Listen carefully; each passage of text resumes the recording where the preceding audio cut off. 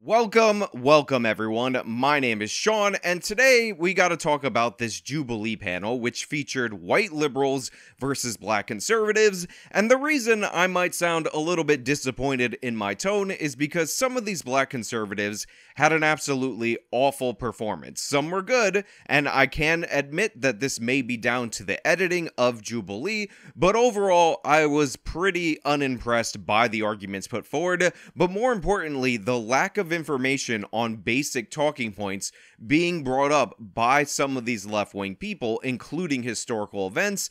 It was just shameful in that regard. But before we get into that, I just want to say thank you to everybody who signed up over on actualjusticewarrior.com/join. Give me the money. Give me the money. Okay? And thank you to the podcast listeners, Spotify, Apple, and Google's podcasting platform. Agreeing with all these things is when I did my research when I was younger, which arrived me to my standpoint of being a conservative, because I believed it was racist, Democrat, liberal ideologies and policies dating all the way back to the 1800s, all the way up to the 1960s, and then the purported big switch. But I think it was more so when Democrats decided to be a bit more cloak and dagger about their true opinions of black people and be more secretive and more, oh, we want to help you by doing these things and seeing them as inferior. Doing what things? Affirmative action, welfare, all sorts of things that eventually ruin our culture and place us where we are now. So full disclosure, I've met Chandler Crump. I think he's a sweet kid. I believe he's something like 19, maybe even 20 years old at this point in time. And I do think that he's passionate about politics and he cares about the issues that he's talking about.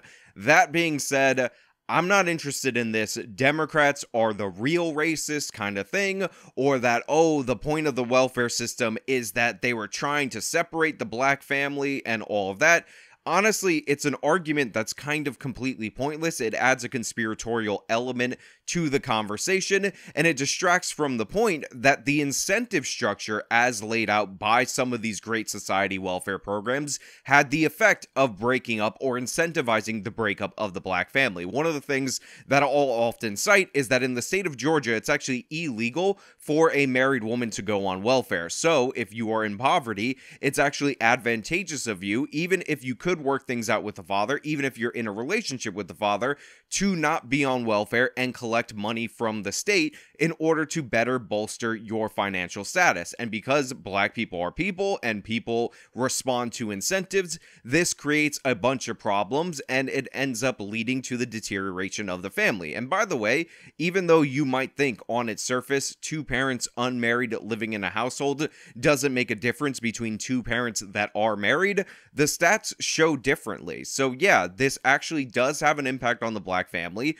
but whether or not this was Lyndon Baines Johnson's and the Democrats' sinister intention just brings up points that don't need to be argued because the proof in the pudding is in the taste, and the taste is quite terrible. So but I want to get back to the history of it, because we're talking about... Well, I just want to make sure we're clear. Giving them money hurt them, right? Is that what you're saying? Well, yes, giving them, because if your father's out of the home, that's when we give you the money. If you're living in this so housing, then give them the money while the dad's rent-free, well, then give them the money while the dad's in the home. If you're working this amount of hours and getting less than this amount of dollars, you're getting money from the government. Yes, so this guy called Alec with the C, by the way, very important that I take note of the fact that his name ends with the C, is basically discount great value version, the Walmart store brand, Vaush. That's who he is. That's how he argues. That's his cadence. And throughout this whole segment, he is incredibly aggressive and wildly inappropriately aggressive. And honestly, his unlikability and bad arguments and sanctimonious performance throughout the course of this is one of the few things that saved some of these black conservatives, because overall they just weren't doing well and they weren't responding well to the issues being brought up. And a perfect example is what discount great value Vaush is going to say right here, and I think it deserves to be highlighted. You're throwing the baby out with the bathwater. I don't even know what that means in this scenario, because yes, you want to talk about throwing babies out with the bathwater? Margaret Sanger wanted to exterminate the black race because she thought they were weeds. So yeah, we can literally talk about throwing the baby out with the bathwater. That's what Margaret Sanger, that's what Democrat policies wanted to do to my people. So that's why I feel so strongly about it, because it is these policies that date back centuries that were built off of the death and poverty of my people. Let's take a breath. So, I'm breathing. Okay. So a lot of babies aren't, but I am. So again, this is probably my main problem with Chandler Crump. They're having an argument related to welfare, and then this guy says throwing the baby out with the bathwater, which means he thinks that you should still give people welfare even if you change up the incentives. And he goes on this whole rant about Margaret Sanger and Planned Parenthood. And by the way, it is true that Margaret Sanger didn't like black people. Planned Parenthoods were set up specifically in black neighborhoods in order to decrease the fertility of black people for racist reasons. However, that has nothing to do with what we're talking about right now, so it's a lot of sound and fury signifying nothing, and then discount great value Vaush tells him to take a breath, which by the way is very condescending, but it gives the illusion that he's in total control of the conversation, and Chandler, again, he's a young guy, is just lacking all discipline at this moment. It's not a good look for Chandler Crump, and I say that as somebody who personally likes him when I met him and all that. I think he's a good kid, but right here, at least according to this edit from Jubilee, it just doesn't look good. Sadly. I don't know what that means. When I say throw the baby out with the bathwater, you want to completely get rid of welfare, okay? Or at least the I don't want to put that on you haven't said that, but the conservative apparatus does, clearly. So giving money to a group of people does not hurt them.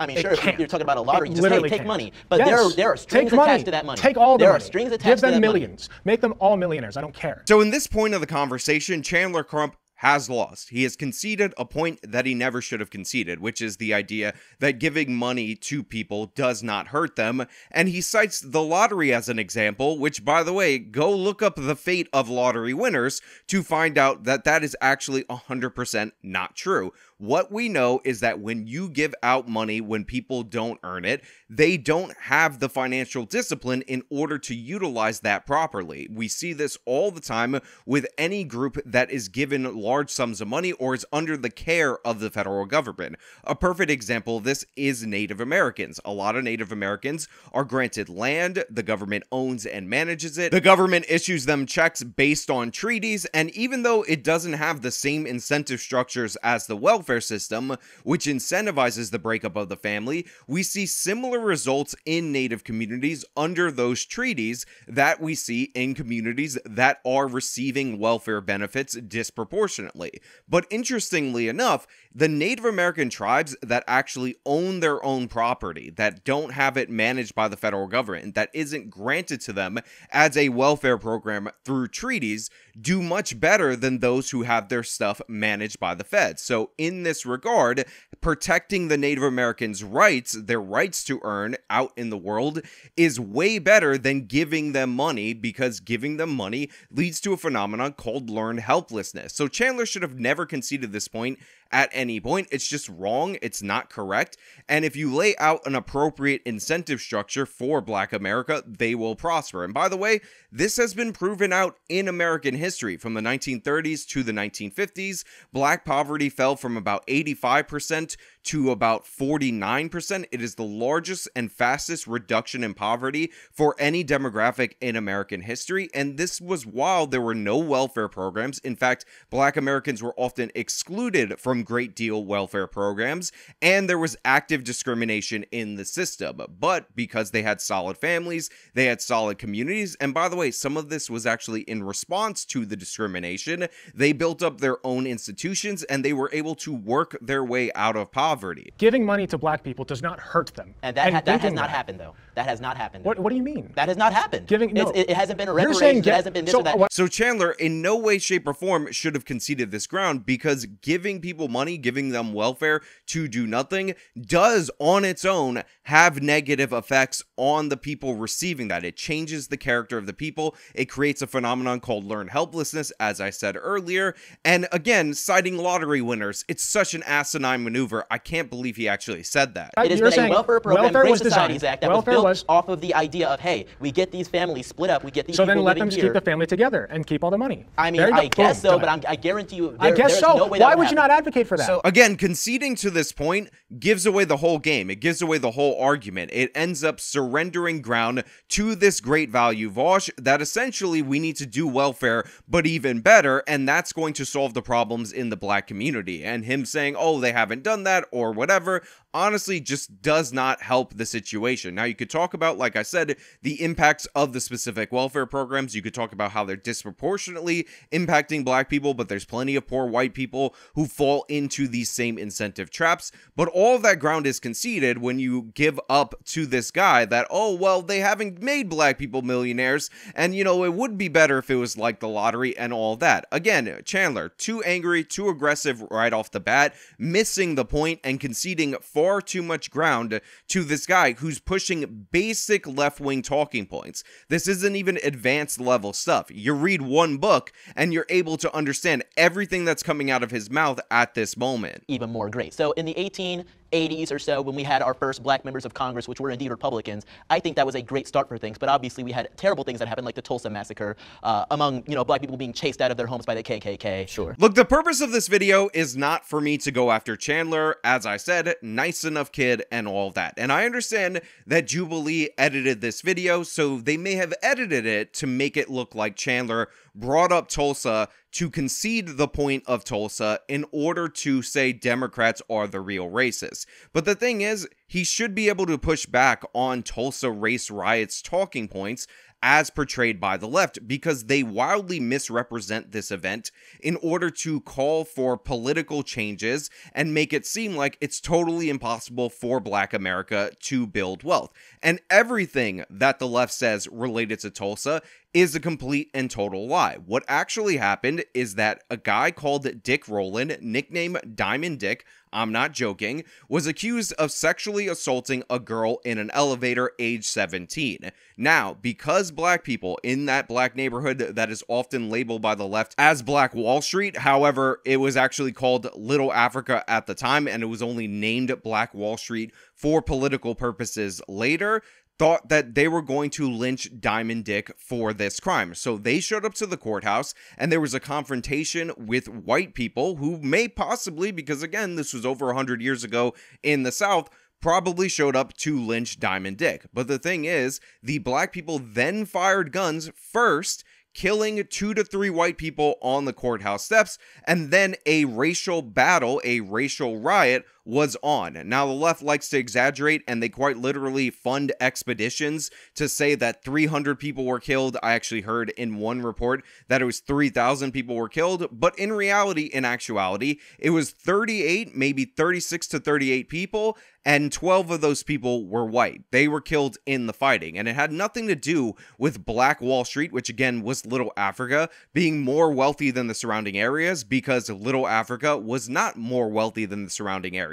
It was a black section of town that had a lot of professionals in the service economy due to the oil boom that was happening in Tulsa. And by the way, for those of you who are not smart in my audience, in no way, shape, or form am I saying it's justified to go to a neighborhood because 2 people of your racial group got shot and burn the whole thing down and leave 15,000 people homeless. The white people's revenge was complete and utter overkill. This is not how we should handle things in a civilized society, but it's important to understand the truth of these events, because right now, this event is being used to excuse any non-building of wealth from the black community and tell them that there's no point because white people would just come around and destroy it. And the reason I end up citing historians who covered this before it was a trendy topic, like Albert Brossard, is because his quote is damning. There is no evidence putting the death toll higher than just over 2 dozen. Brossard, who is a co-author of American history textbooks, says, the notion that 300 or more died is greatly exaggerated, and it is highly unlikely that after all these years, the mass graves that people keep looking for will be located. Why? Because they don't exist. Now, here's why this is incredibly important, because what the left does often with the Tulsa issue is they portray the Watchmen version of this event to say that white people will never let black people build any wealth, when in reality, in actuality, it had nothing to do with them being more wealthy than the surrounding white area, because they were not more wealthy than the surrounding white area. It had everything to do with a skirmish that happened outside of a courthouse, and then 2 groups of people going to war, essentially. Now, is it entirely possible that Diamond Dick was likely to be lynched by white people for grabbing a white girl in an elevator? I will concede that that is definitely a possibility, and I understand why the people of Little Africa would feel that way at the time, and why they would show up to the courthouse. But when you end up shooting people in order to achieve the goal that you want, and they are also armed, this of course is going to lead to a situation, especially back in the day when we were a lot more lawless, where people are going to fight, and obviously the devastation was felt in the black neighborhood, and it is a terrible moment in our American history and a terrible moment for race relations. However, with the help of the American Red Cross, they actually did rebuild this neighborhood, so the idea that Black Wall Street, aka Little Africa, died that day is completely false. The idea it had anything to do with the jealous white people destroying them because they're a wealthy area, also completely false, and you shouldn't concede this ground from the jump just to say the Democrats are the real racists. I have 6 children, and 2 boys, 4 girls. And all of them went to Harvard and Columbia and this one and that one. And it breaks my heart to think that they accomplished that goal of getting into these institutions just because of the color of their skin. So I just want to say, because I'm likely not going to talk about this woman, Renee, very much throughout this segment, that I really liked her. She had a great personality and she had a great story. She had something like 6 children that she was able to get into Ivy League institutions, and I got a lot of respect for this woman. And I just want to say, just because Chandler underperformed in certain segments doesn't mean that everybody on this panel was bad. There was actually a lot of good moments for them. I'm just saying, overall, there were too many concessions in order to make the point that Democrats were the real racists and other nonsense like that. If affirmative action accomplished its purpose, why do we still see the disparities that we do in the professional workplace? If you average white wealth and compare it to black wealth totals, white people as a whole have about 50 times greater wealth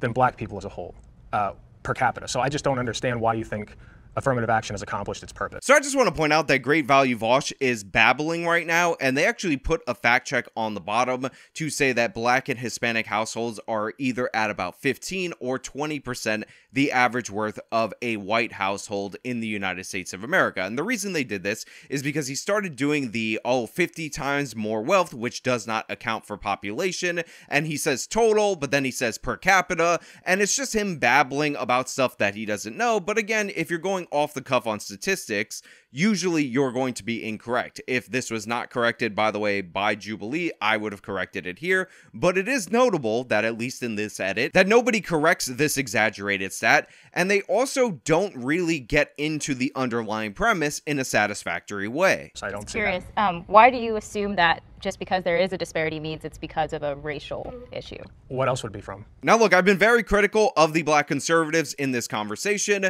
but I just want to point out that that is the exact perfect question that you should ask whenever somebody brings up racial or ethnic wealth disparities. Why do you assume that that gap is due to racism? And more importantly, what I would have zeroed in on is, why do you only assume the gap between black people in general and white people in general is due to racism, as opposed to the gaps that we see within groups of people of the black community and within different white ethnic groups and within other ethnic groups in the United States of America? You see, he proposes an absurdity. It's basically the God of the gaps argument, except with racism, the racism of the gaps argument, that if there is a difference between blacks and whites and that difference looks negatively upon blacks, it's not favorable to them, then thus it must be racism. But the thing is, we see gaps and disparities between groups all the time, and what we see consistently is that people perform differently, and there are different cultural drivers for that. And that is repeated not just in the United States of America, but across the world. But I'll get more into that in a little bit. Yes, but why specifically do more black people? Government assistance programs. Government assistance programs, like what? Child redlining. I mean, you can go into that if you'd like to, but let's take a look at the Great Societies Act, which was created to kick black fathers out of the home and get black mothers on welfare assistance. These things aren't beneficial for economics. These things aren't beneficial for actually paving a way for success for black children and black families. I mean, reducing a 2-family household to a 1-family household isn't going to make them the richest man in the world. It isn't even going to get them out of high school. Nonetheless, the ability to even get to college. You mean two-parent? The child, yes, but a 2-parent household in comparison to a 1-parent household. So again, we have Chandler Crump trying to talk about the incentives as laid out out by the welfare system. And the way that he's describing it is this sinister Democratic plan in order to break up the black family. And that's why there's a disparity between the wealth of blacks and whites in the United States of America. Again, he's going for the Democrats are the real racist explanation for everything. But the thing is, those incentives are interesting. That's something that you can talk about, how they impact us in this country, because government programs are rarely held up to scrutiny based on those standards. They often always just get the response, well, if we only put more funding in there, that would solve the problem. But in reality, the good counter question is, why do you expect groups to be equal when we have never seen that across the world? And why do you put any inequality down to discrimination when what we often see throughout the history of the world is that more successful groups are discriminated against? A perfect example of this would be Armenians. Armenians, if you're not aware, are successful everywhere they go. They're also incredibly successful in the nation of Turkey, which is probably where they're most discriminated against. However, even with that discrimination, even with an actual genocide from the Turks against the Armenians, they still consistently outperform them due in large part to cultural reasons. They're entrepreneurial, they have strong family structure, they have a historically literate population, they have strong community ties, and this is one of the reasons why Armenians, if you look at the propaganda against them, are portrayed like Jewish people by Turks and other people who discriminate against them. The same is true for Chinese people, not just in the United States of America, but the world over. In Malaysia, they actually have affirmative action for the majority population, and this dates all the way back to British colonial rule, where they actually granted free education to native Malays who were getting angry at the fact that Chinese immigrants, who by the way came as illiterate laborers, their children, because Chinese people emphasize education, were outperforming the majority population. And even with that active discrimination in law, specifically designed to keep Chinese immigrants in Malaysia down, Chinese immigrants still outperform Malays because, again, they have stronger ties to education. And by the way, Malays describe them very similar to Jewish people, how they're described by anti-Semites, and exactly the same way that Armenians are described by groups like the Turks. This is because discrimination often does not lead to negative disparities of that group.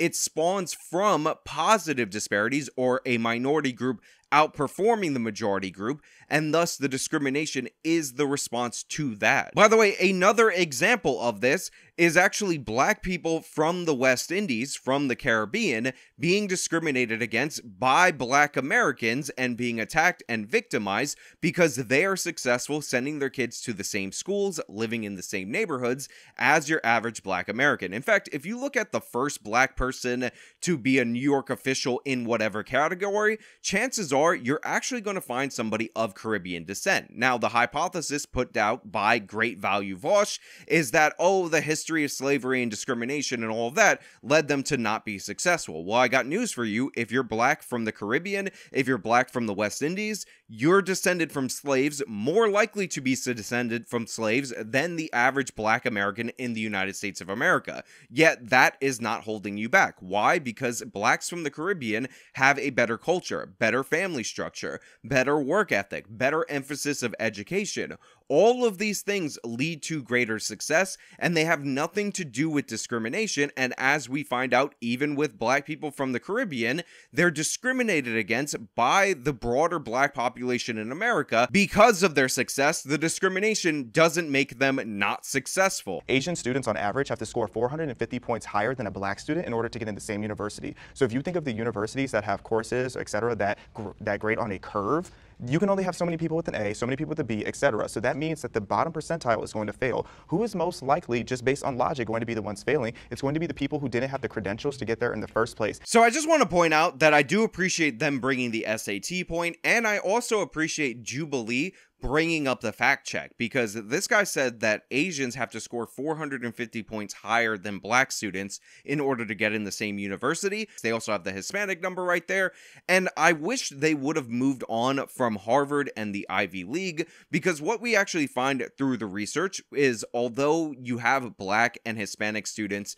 near the bottom at Harvard often, In reality, what we tend to see is that these spots are usually taken by highly talented people, so they don't have the same artificial failure problems that we see in the other tiers of university. And this was what was discovered in the Bach and Bowen research, where they tried to debunk the idea that affirmative action was creating artificial failures. However, they only looked at the Ivy League, which, if you think about it, is going to have the upper echelon of any group of kids, and they didn't look at universities below the Ivy League, where the mismatch hypothesis has proven true consistently throughout the research. And essentially what this means is that instead of the S-tier university, your Ivy League and around, if you bump up a black student from the A tier when he should be in the B tier, then that person is more likely to fail and drop out of that university, thus making somebody who would have been successful if they were matched at the appropriate university, in this case a B tier university,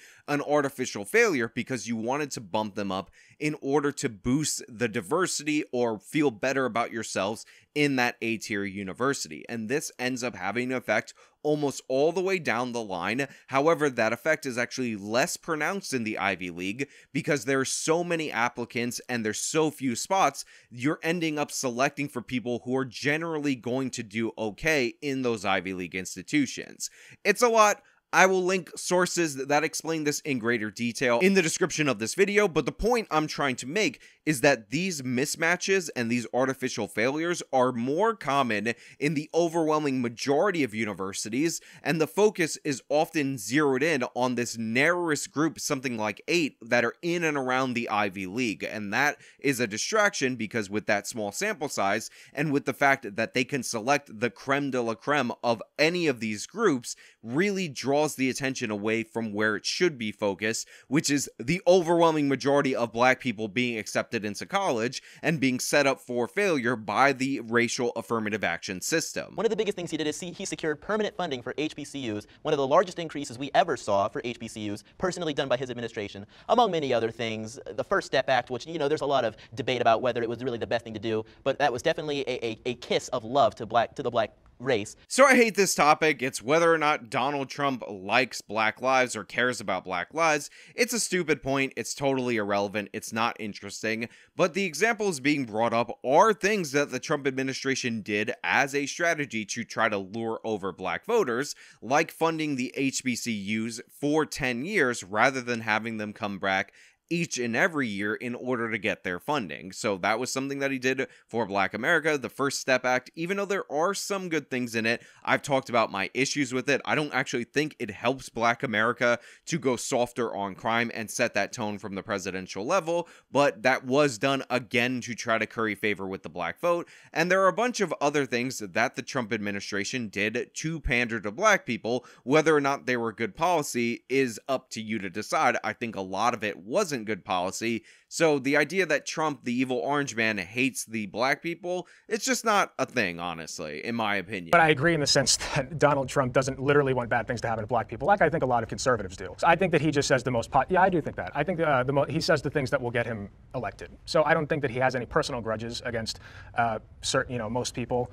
He just says the most popular thing. So I think like Ron DeSantis would be, Ron DeSantis would be somebody that I think actually wants black people to be hurt. So by that standard, yeah, Donald Trump supports black lives by leaps and bounds. So here you have this smug, great value Vaush talking about how most conservatives want to actively harm black people, which again is something in this person's head. It's idiotic, but it doesn't get a lot of pushback. It gets an expression, but not a lot of pushback, which is kind of ridiculous and absurd because this guy, if you were to press him, probably supports defunding the police, letting people out of prison, maybe prison abolition, and all of those things disproportionately lead to the deaths of black people where there are higher rates of violent crime, and these are policies you can draw a straight line from his ideology to that result, and nobody's bringing it up. And by the way, I'm not saying that this delusional idiot wants black people to die and that's why he roots for those policies. He genuinely thinks that black people are murdering people because systemic substance whatever policy,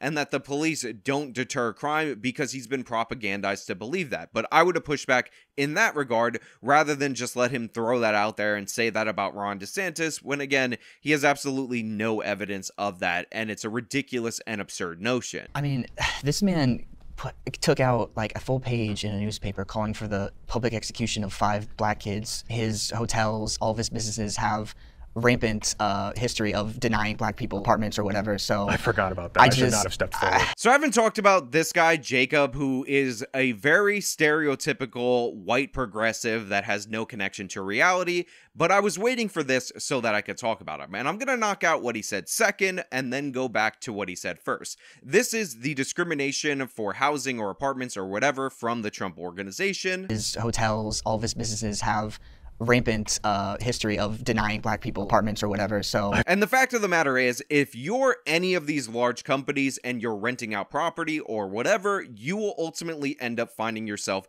in one of these discrimination suits, and you're likely to settle these discrimination suits.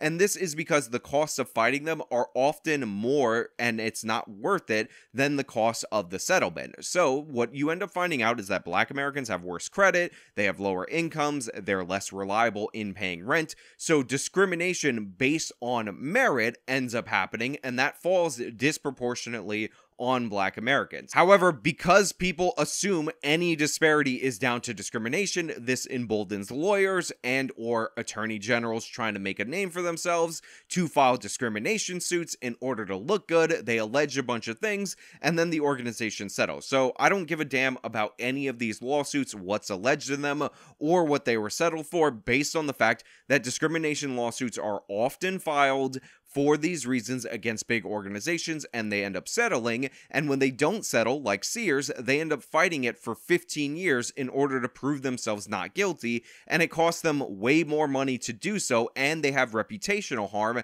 every step along the way. You can look into these cases where people fight and they technically win, and how they actually end up losing versus settlements, for you to understand that for yourself.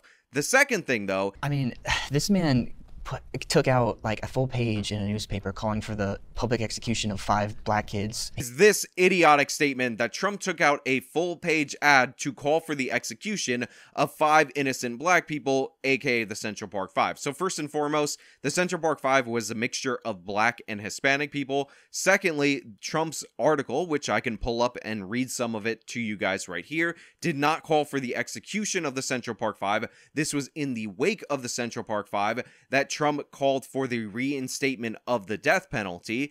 And more importantly, the Central Park 5 are guilty. Regardless of the point. Address the Central Park 5. That's what you brought up, right? Yes. How do you feel about that? Well, he took actually, that full page after they were exonerated. He wanted them to be killed.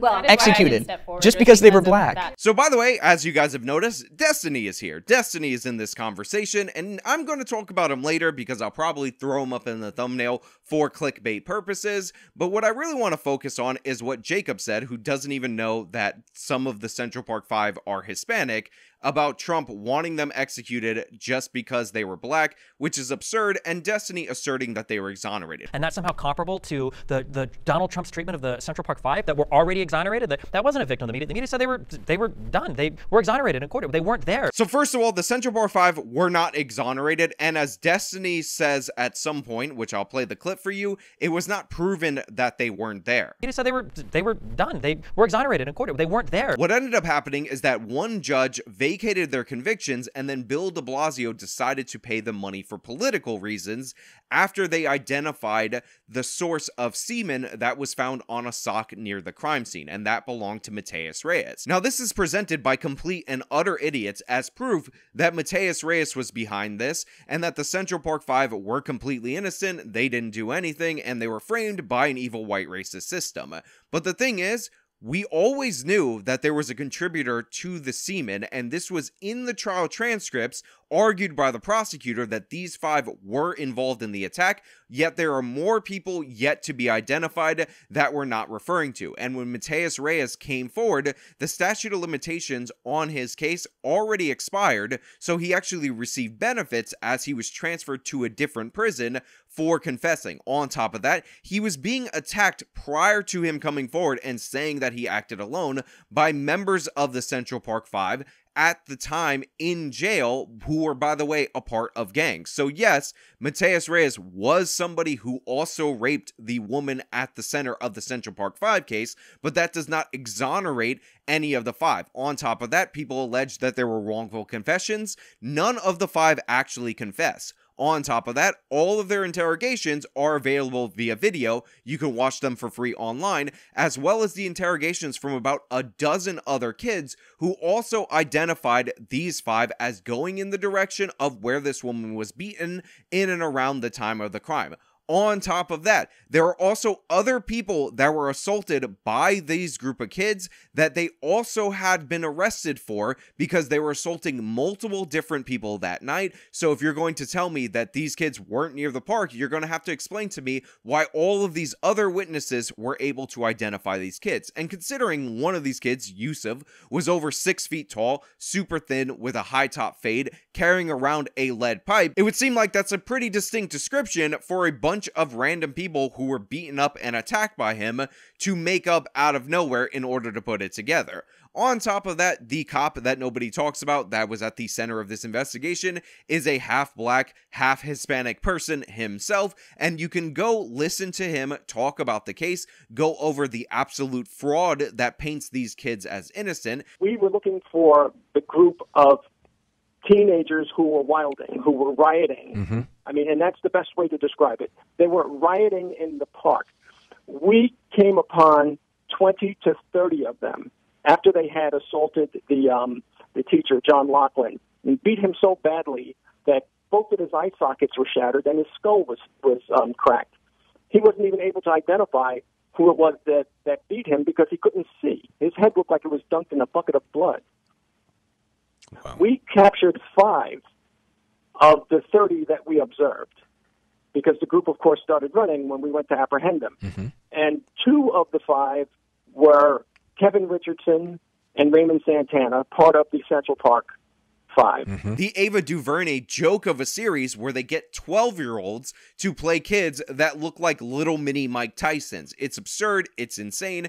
Destiny, if you ever want to be schooled on the Central Park 5, I am available 24/7. I might have to do an entire video breaking this down. They just said they were done. They were exonerated in court. They weren't there. Again, for Destiny to just assert that they weren't there as if it's a fact because an activist prosecutor put in a motion to vacate that looks like it's written by their defense attorney is patently absurd and ridiculous. What are the odds that the 4 other joggers that they indisputably assaulted that night in the same exact area within the same 45-minute time window just happened to be a coincidence and they weren't related to the 5th jogger, Trisha Miley? Insane. Ridiculous. And by the way, Trisha Miley, who survived, maintains that she was attacked by multiple people, despite Mateus Reyes, who came in later and raped her, saying that he acted alone after being intimidated by reportedly 2 people from within the jail on behalf of one of the members of the Central Park 5 who happened to be in the Bloods. But point being, Trump never called for their execution. He called for the reinstatement of the death penalty.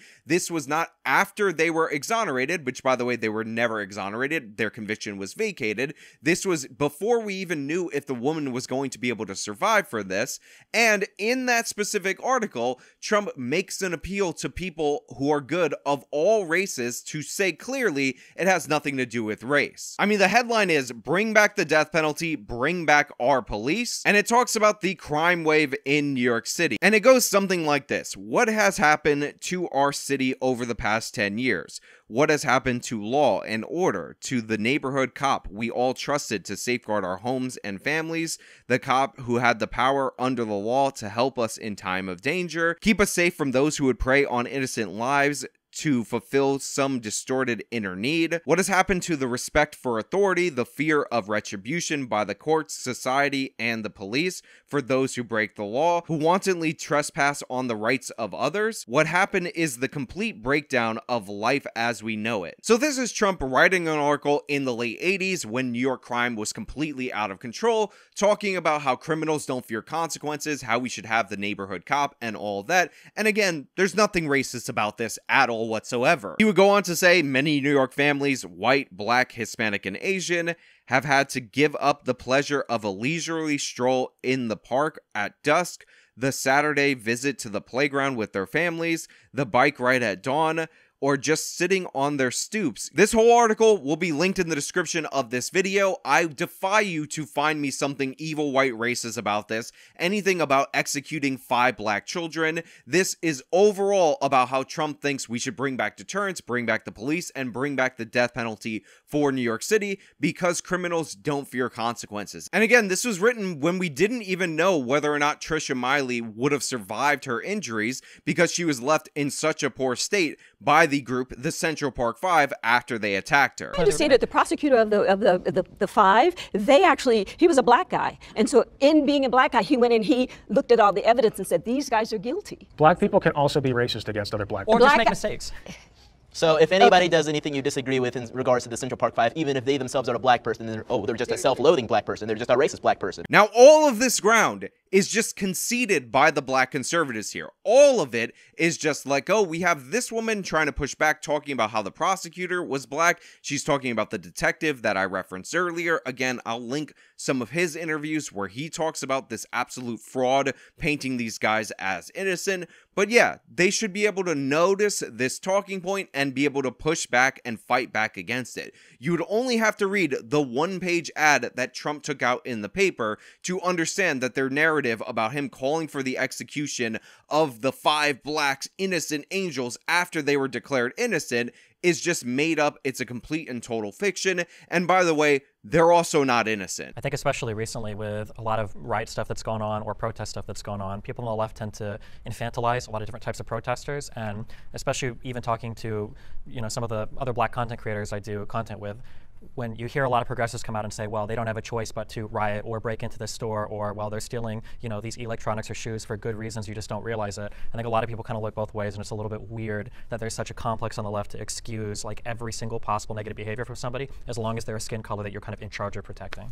Now, I wanted to leave this part in because I didn't talk a lot about Destiny, and I'm probably going to have him in the thumbnail for clickbait reasons, but it's this reason why I don't have a lot to say about him. He came off as very measured and reasoned during this whole entire conversation. He does this thing, and he's talked about it on his streams, where he tries to match the person's energy that he's debating or arguing with. And even though you have great value Vaush going off throughout this whole conversation, Destiny comes off as calmer and more reasonable, and he makes points throughout this that are broadly appealing to a general audience. Like, if you're somebody who's poor, you do have the chance to succeed, but maybe you have less chances for failure before your life doesn't turn out well as compared to a rich kid. You just said you worked hard.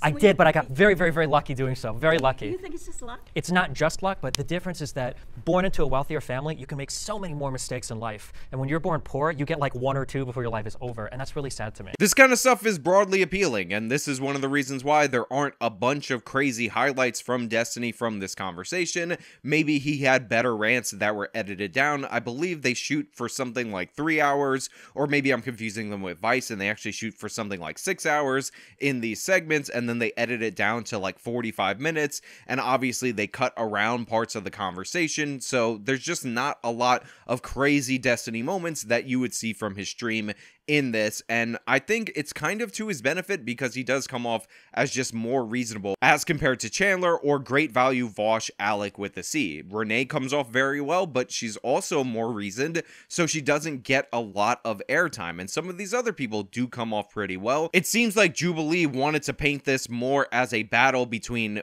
great value Vaush, aka Alec with the C, and Chandler, even though their thumbnail clearly is using Destiny and Chandler because they're the 2 biggest names that are at this little conversation event, whatever you want to call it. I just got one thing I wanted to bring up earlier about taxes, because you were saying that you had your job and you were talking about how like you get the tax every time and you're like seeing your tax go up. I worked in nursing homes in 2020 COVID. The last thing that was on my mind when I watched 60 and 70-year-olds on their deathbeds suffocating to death was taxes. I was worried about health care. I didn't give a shit about taxes in that time. So when I go to work every day, that's what I see. That's what I want to fix. Now, this is probably my favorite part of the whole conversation. It makes me laugh every time that I watch this section of it because it's so ridiculous, so over the top, and so performative. I worked in healthcare, and when I watched people suffocating, taking their last breath during COVID, I was not thinking about taxes. I am holier than thou. You are all shameful. And he gets called out shortly after by Renee for this sanctimonious performance. I see you once again elevating yourself above the rest of us, and particularly at me, a white man elevating himself above a black person. He called me a bootlicker. He called me a bootlicker. And honestly, this is probably the difference between Vaush and Great Value Vaush, because while they're both trying to look good, I think Vaush original flavor would probably have thought better of this particular stance, this moral grandstanding, because it looks ridiculous and absurd and incredibly sanctimonious, and it really shows you that nobody thinks higher about Alec with the C, aka Great Value Vaush, than Alec with the C, aka Great Value Vaush. But hey, those are just my thoughts. Let me know your thoughts down in the comments below. If you like the video, show them by leaving a like, subscribe for more content, follow me on all my social media, support me via the support links in the description of this video. This has been me talking about the Jubilee episode, Black Conservatives versus White Liberals. Till next time.